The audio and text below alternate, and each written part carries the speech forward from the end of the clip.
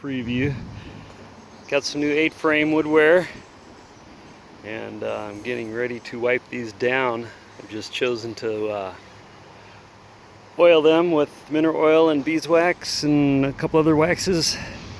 Basically like a cutting board. I'm gonna go with that for this set and see what happens.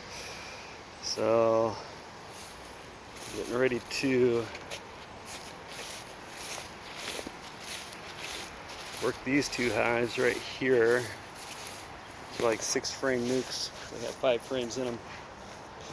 And I'm going to start by wiping down those boxes out there and then transferring these color patches and working one at a time. This one on the left I haven't even opened since I've got it, and I think they've been in there about a month.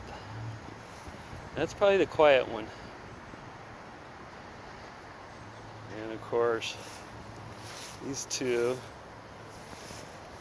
this one and that one, were moved out of just a 5-frame. That's a 10-frame Langstroth, and this is a double 5-frame nuke. Ooh, you see that pollen go in there? Wow, it's bright orange. All right, gotta get to work before the rain gets here.